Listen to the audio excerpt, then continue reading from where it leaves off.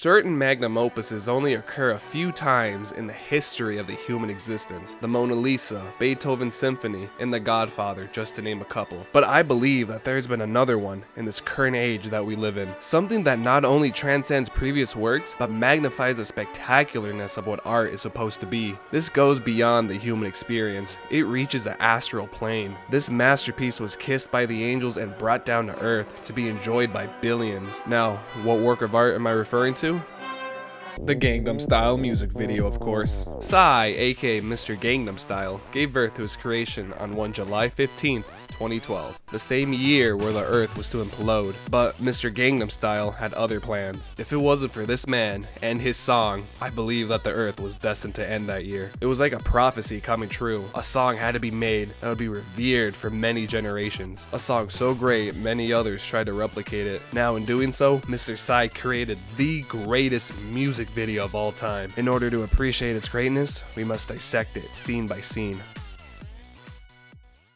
To start off, let's just analyze his thumbnail. We have Psy performing his ritual dance in a stable full of horses. These horses seem to enjoy his dance moves by the look of it. Either that or they're baked out of their mind. Even one horse developed the ability to speak, and he looks all smug about it as well. Was it worth it to be happy for a little bit, even though it ended up sad?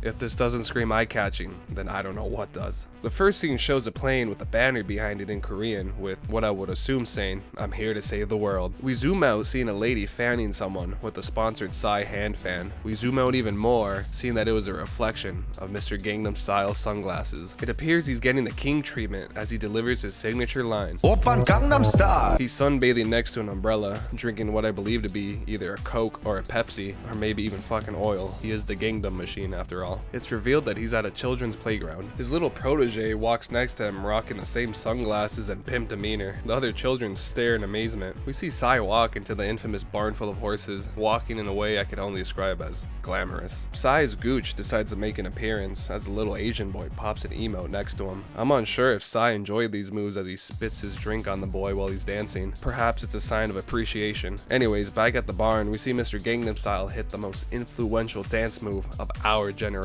A move that, if done incorrectly, may kill you. It takes a special kind of dedication to master this move. Some say you have to go to the Himalayas just to practice with monks to get it down right. But Psy performs it beautifully, as well as the little boy. Occupied by two girls, a massive tornado hits with trash and debris flying everywhere. But this doesn't seem to affect Mr. Gangnam Style at all as he dances his way through it. This tornado seems to have flown in from Colombia as there's white shit flying in everywhere, going in their mouths and nose, giving Psy extra energy. In this director's cut, we see Psy at a sauna with two other gentlemen. They appear to be intrigued by his presence as they keep on staring at him. Psy makes his dominance clear as he rests his head on this fine man's shoulder, while the other Yakuza members doing his daily stretches. These stretches must have worked as he's all loosened up to get jiggy in the sauna for Psy's and Kim's entertainment. If you're not dancing in the sauna, then you must still be stressed. Ready to perform terrorist acts, Psy detonates a bomb behind these two older men, then proceeds to do the Gangnam Style with a large group of enthusiasts backing him. With newgrown confidence in his cult, Mr. Gangnam Style goes outside to recruit new members, his first two victims being these two women that are out power walking. Psy performs a psychological brainwashing, but the ladies don't seem to be affected by it. He goes to a tennis court, a carnival, and even an outdoor yoga class to get people to join the cult of Gangnam. He has acquired some members though, as they're all gallivanting inside a party bus. If you ever have any frustrations, take it out on an ass. We then switch to the most pivotal scenes of this music video, the scenes that expand the lore of the Gangnam cinematic universe. We have the introduction of Banana Man, Psy's arch enemy. He looks like a blend of Vector and the yellow man from Curious George. We see his swagger firsthand as he steps out of the vehicle. This amount of swagger is comparable to Psy's. He pushes Psy out of the way to demonstrate his masculinity, performing his own dance. Psy then retaliates with his dance, and they have a dance-off in this parking lot, the dance-off to save the universe. It seems as though Psy has won as Banana Man retreats into his vehicle, driving away. In celebration, Psy gets a victory dance from this gentleman in the elevator, where he thrusts his testicles above Psy's head. With his confidence grown even more, he approaches this woman on the subway. With a face like that, how can anyone say no? Psy then proceeds to do the Gangnam Style everywhere. He hops in the pool and flounders about, intimidating the man with him. The final scene shows Mr. Gangnam Style with his entourage of Gangnams, performing the final Gangnam Style. They're strutting around in this neon light show warehouse, trying to appease God with their moves. And with that,